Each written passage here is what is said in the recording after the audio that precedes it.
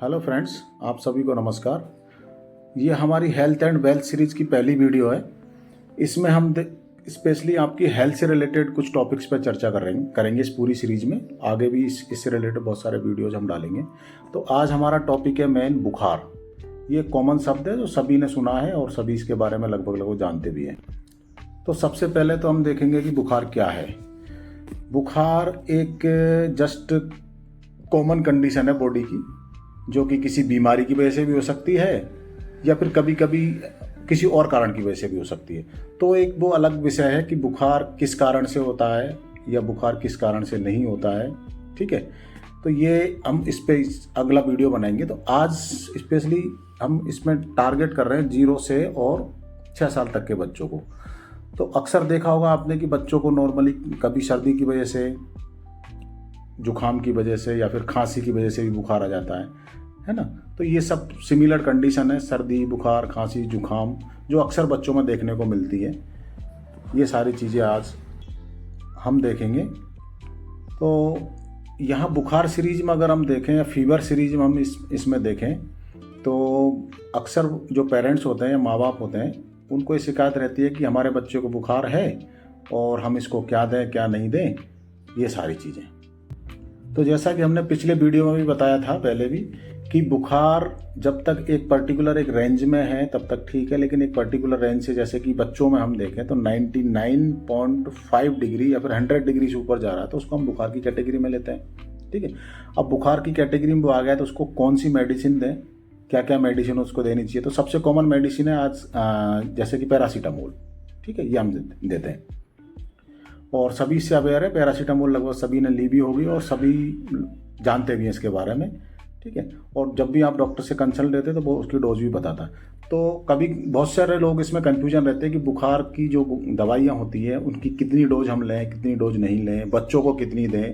तो अगर हम देखें यहाँ पे तो बच्चों में जो बुखार की दवाई होती है उसकी डोज या तो वजन के हिसाब से चलती है या फिर उनकी उम्र के हिसाब से चलती है कि वो कितने महीने के हो गए या फिर कितने साल के हो गए।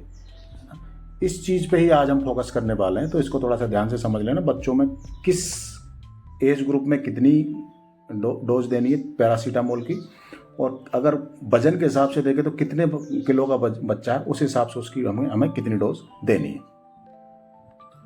तो यहाँ सबसे पहले हम अगर आ जाएं एज ग्रुप के हिसाब से अगर देखें तो जैसे कि 3 महीने का बच्चा है तो पहले यहाँ मैं बात क्लियर कर दूं कि जो भी 2 महीने से या 3 महीने से छोटे बच्चे हैं उनको जब भी बुखार आता है तो सबसे पहला काम है कि आपको उसको डॉक्टर को दिखाना है। ठीक है, खुद से दवाई नहीं देनी क्योंकि उनकी डोज बहुत माइनर होती है, बहुत ही कम होती है और थोड़ा सा भी डोज अगर मिसमैच हो जाती है तो बच्चे और भी सीरियस हो सकते हैं। तो जब भी 3 महीने से छोटे बच्चे हैं अगर उनमें कोई बुखार आ रहा है, ठीक है, बिना किसी कारण के, है ना, कोई कारण है आपको नॉन पता है कि भाई ये किसी टीके की वजह से आया है, भाई 3 महीने से पहले टीके भी लगते हैं कुछ बच्चों को तो उनकी वजह से बुखार आ जाता है। तो अगर टीके की वजह से आया तो आपको पता है कि टीके की वजह से आया तो आप कंसीडर कर सकते हो तो उसमें कुछ आपको अगर वहाँ से दवाइयाँ दी है तो आप वो दे रहे हो। ठीक है, लेकिन बिना किसी कारण के अगर बुखार आ रहा है, ठीक है, तो उसको आपको डॉक्टर को ज़रूर दिखाना है ना, ये थोड़ा सा ध्यान रखें। और अब आ जाए हम 3 महीने से 6 महीने के बीच में, अगर उम्र के हिसाब से जाएं, एज ग्रुप के हिसाब से जाएं तो 3 महीने से 6 महीने के जो बच्चे होते हैं, तो जैसा कि आप चार्ट में देख रहे हैं यहाँ पे, तो 3 महीने से 6 महीने की कैटेगरी में अगर हम लें तो हमारी नॉर्मली जो सिरप आती है पैरासीटामोल की वो कुछ इस तरीके की है। जैसे कि पैरासीटामोल की एक टैबलेट सिरप है बच्चों के लिए स्पेशली, इसमें साफ साफ लिखा होता है ईच 5 ml कंटेंस 125 mg, मतलब इसकी हर 5 ml में 125 mg की डोज है। ठीक है, तो डोज अगर हम देखेंगे यहाँ पे तो हर जो सिरप होती है या हर कोई दवाई होती है उस पर डोज उस पर लिखी होती है, तो उसको पहले से पढ़ लें खरीदते टाइम कि उसकी कितनी डोज है। या फिर आप जहाँ से भी खरीद रहे हो दवाई बच्चों के लिए तो पहले बता दें कि भाई हमारी जो बच्चा है वो इतनी उम्र का है, तो वो उसी हिसाब से आपको दवाई देंगे। तो सीधा आ जाता है हमारे मेन पॉइंट पे कि हमारे जो 3 से 6 महीने तक के बच्चे हैं स्पेशली, तो उनमें हम जो पैरासीटामोल की सिरप आती है वो आती है ज़्यादातर इसी कॉम्बिनेशन में आती है ईच 5 ml कंटेन 125 mg, मतलब एक हर 5 ml में 125 mg है। तो उस दवाई की डोज अगर हम देखें तो 3 से 6 महीने के बीच में दे देंगे हम करीब 2.5 ml, ठीक है। और इस 2.5 ml मतलब 2.5 ml, और इस डोज को हम हर 6 घंटे में रिपीट कर सकते हैं अगर बार बार बुखार आ रहा है तो मैक्सिमम हर 6 घंटे में देखें तो ये मैक्सिमम हो जाएगी आपकी पूरे 24 आवर में 4 टाइम के लिए, है ना। 4 मतलब 2.5 mg हम उसको 4 बार दे सकते हैं हर 6 घंटे के गैप में। अगला जाएं हम तो जैसे कि अगली एज ग्रुप आ गया 6 महीने से और 24 महीने वाले बच्चे, है ना। मतलब 6 महीने से लेके और 1 साल तक के बच्चे आ जाते हैं इसमें हम जो डोज है वो आ गई 5 ml की, तो मैक्सिमम डोज हम इसको देंगे 5 ml एक बार में, और उस एक बार की डोज को हर 6 घंटे में अगर हम रिपीट करें तो 4 बार दे सकते हैं, ठीक है। तो 5 ml को हम हर 6 घंटे में अगर रिपीट करें तो 4 बार मैक्सिमम इतनी डोज दे सकते हैं। तो वो हो जाएगी एक 24 आवर में उसकी 20 ml।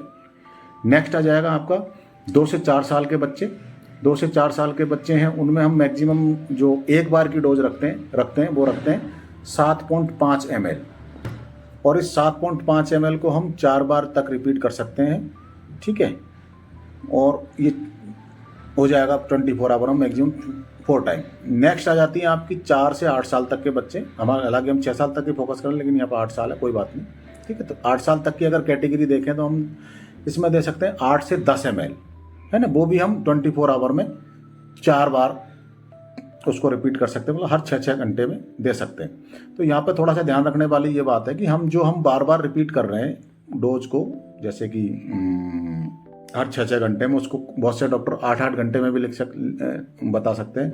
बहुत से डॉक्टर लोग आपको हर 12 घंटे में बता सकते हैं। तो जो उन्होंने जितनी डोज बताई आप उतनी दें, ठीक है। ये थोड़ा सा ध्यान रखना। अगले चार्ट में अगर हम देखें तो आ जाती है अकॉर्डिंग टू वेट, ठीक है। तो वजन के हिसाब से अगर हम डोज को कैलकुलेट करें तो हम कितनी पैरासीटामोल की डोज या पैरासीटामोल सिरप की डोज दे सकते हैं। तो पहला आ जाता है आपका, जैसे कि नॉर्मली बच्चा 5 किलो का है, 3 महीने का बच्चा लगभग 5 किलो का हो जाता है, ठीक है। तो वहीं से स्टार्ट करें, क्योंकि 3 महीने से पहले अगर बुखार है तो आप बेटर है कि उसको पहले एक बार डॉक्टर को दिखाएं, खुद से उसको दवाई ना दें, है ना। तो 5 किलो के बच्चे में अगर देखें तो हम जो PCM की सिरप है 5 ml या 5 ml में जो 125 mg आता है उसी को हम ले रहे हैं यहाँ पे एग्जाम्पल के लिए। तो ये इसमें आ जाएगी आपकी 50 से 75 mg, जो लगभग 1.5 ml के करीब होगा। इसको भी हम 4 बार हर 6 घंटे में रिपीट कर सकते हैं। अगला आ जाता है आपका 5.5 किलो का बच्चा, उसको हम दे सकते हैं 55 से 80 mg, जो लगभग 1.7 ml के करीब हो जाएगा। इसको भी हम 4 टाइम तक रिपीट कर सकते हैं। अगला आ जाएगा 6 किलो का बच्चा, इसे हम 60 से 90 mg तक दे सकते हैं। और ये ml में अगर इसको देखें तो करीब 1.8 ml के करीब हो जाएगा, और इसको भी हम 4 टाइम तक रिपीट कर सकते हैं। अगला आ जाता है हमारा 6.5 किलो का बच्चा, इसमें 65 से 95 mg, इसमें लगभग हो जाएगा आपका 2 ml, इतना ही होगा, है ना।